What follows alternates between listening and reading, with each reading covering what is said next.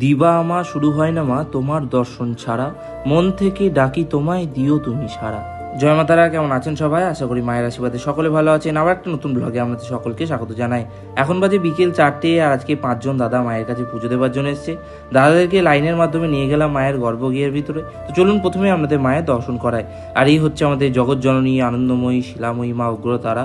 মায়ের ভালোভাবে দর্শন করুন, নিজেদের মনের কামনা বাসনা মায়ের কাছে জানান। মায়ের কাছে প্রার্থনাই করি মা সকলকে ভালো রাখুক, সুখে রাখুক, শান্তি রাখুক, সকলের মনস্কামনা পূর্ণ হোক। তারপর দাদাদের খুব সুন্দরভাবে দর্শন এবং পুজো হলো। এই হচ্ছে সেই 5 দাদা যারা আজকে মায়ের কাছে পুজো দেওয়ার জন্য এসছে। এখন বাজে সন্ধ্যে 7টা, জগৎজননী মায়ের সন্ধ্যারতি সবেমাত্র শুরু হলো। আজকে ভাস্করদা সন্ধ্যেবেলায় মাকে শীতলভোগ নিবেদন করেছে, তবে ট্রেনের প্রবলেম থাকায় ভাস্করদা তারাপীঠে পৌঁছাতে পারেননি।